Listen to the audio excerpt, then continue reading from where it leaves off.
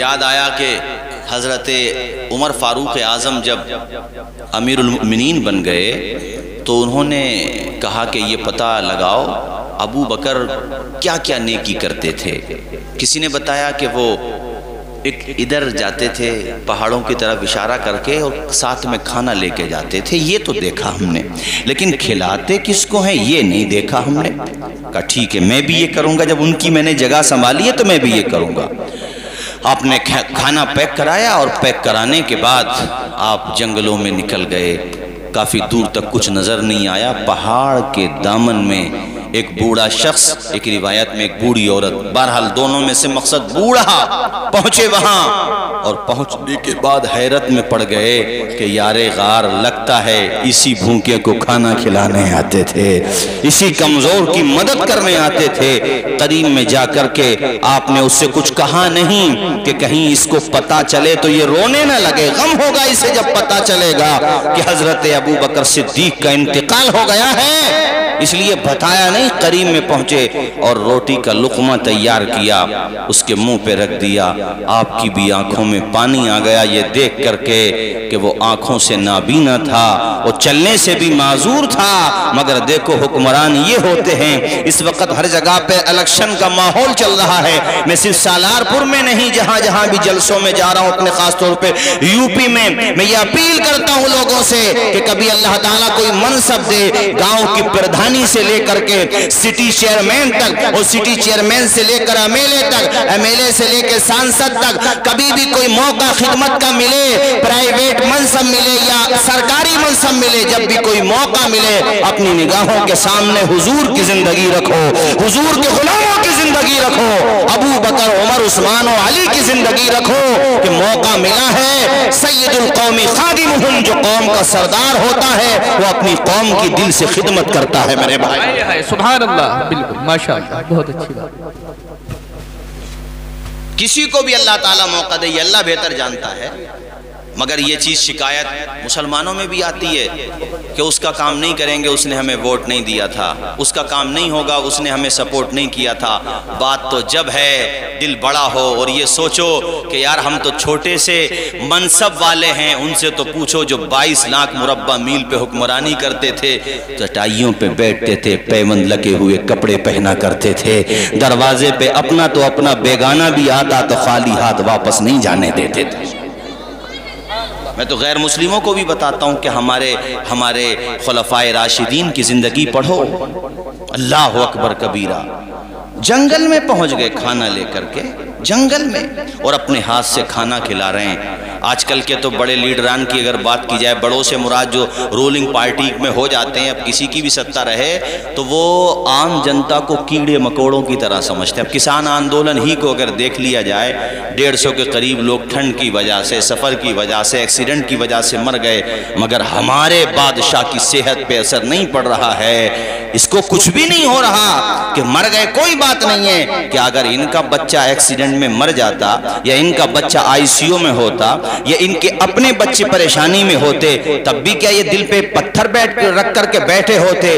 تم نے کبھی غور نہیں کیا؟ یہ بڑے بڑی کرسیوں پہ بیٹھے ہوئے جب اتنے سنگ دل ہو جائیں گے تو میرے دوستو تباہی نہیں آئے گی تو کیا ہوگا؟ ارے حکومت یہ ہوتی ہے۔ ابھی میں تمہیں فاروق اعظم کی داستان سنا رہا ہوں، اس کے بعد بھارت کے ایک شاسک کی داستان سناؤں گا، بات آ گئی تو یار حکومت یہ ہے کہ جن کی حکومتوں میں صرف زبان والے نہیں بے زبان بھی کہتے تھے غلاموں کا کردار ایسا ہے تو نبیوں کے امام کا کردار ہے بابا۔ سبحان اللہ، سبحان اللہ، بہت اچھے ماشاءاللہ۔ جنگل وہیں پہاڑ کے دامن میں اپنے ہاتھ سے روٹی کھلا رہے ہیں۔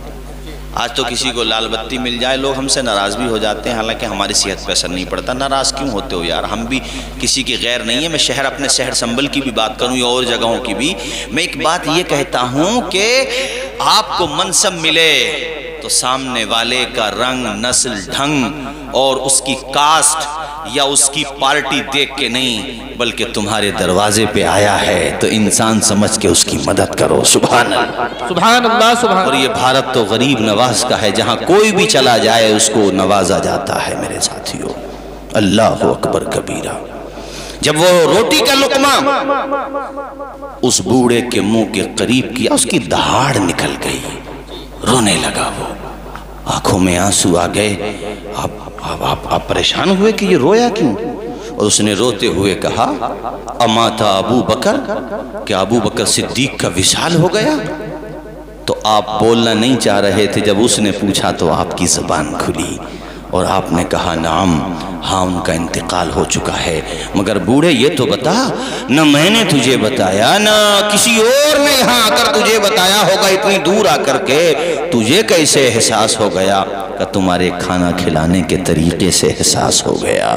چونکہ کمزوری کی وجہ سے میرے منہ میں دانت بھی نہیں ہیں، میرے دندان نہیں ہیں، میں معذور ہوں. اور اس بات کا علم مجھے تھا یا ابو بکر کو تھا، اس لیے جب بھی وہ مجھے کھانا کھلاتے تھے لقمہ اپنے ہونٹوں سے چباتے تھے، اس کے بعد کھلاتے تھے. تم نے پورا لقمہ اپنے ہاتھوں سے میرے منہ کے قریب کیا، لبوں کے قریب کیا. اس سے میں نے پہچان لیا تم ابو بکر نہیں کوئی اور ہو. کہا ہاں میں عمر ہوں اور تمہیں کھانا کھلانے آیا ہوں.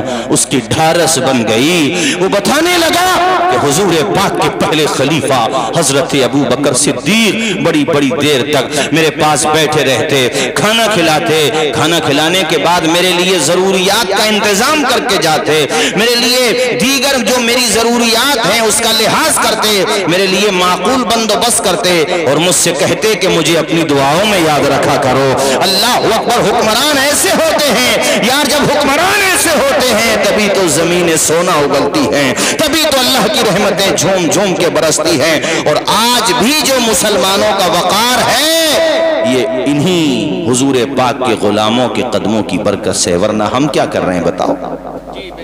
ہم لوگوں سے تو لگی لگائی فصل بھی نہیں کھائی جاتی.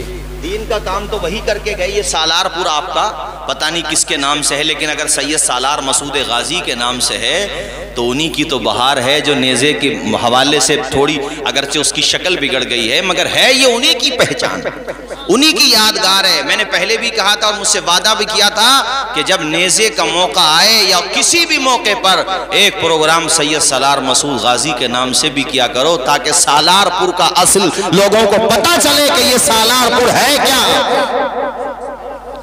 یہ حضرت عثمان شاہ بنگالی مزار شریف قریب میں ہی آپ کے، یہ جو بزرگان دین ہے شیخ حاتم، اور بھی دیگر مزار شریف، نالا پر مزار شریف، اور بھی جگہ جگہ جتنے بھی مزارات ہیں یہ اسی دور کے بزرگان دین ہیں جو ہمارے بھارت کو چمن بنانے کے لیے آئے تھے. سبحان اللہ سبحان اللہ. اب تو خیر زیادہ تر نہیں، لیکن بہرحال اب تو یہ ہے کہ مزارات کے سلسلے میں بڑی افراط و تفریط ہو گئی، لیکن پرانے جو ہیں بزرگان دین وہ تو ہمارے سروں کا تاج ہیں. آج بھی کوئی نیک ہے تو اس کا وہ بھی بلا شبہ. عرض یہ کر رہا ہوں کیسے حکمران تھے. سبحان اللہ.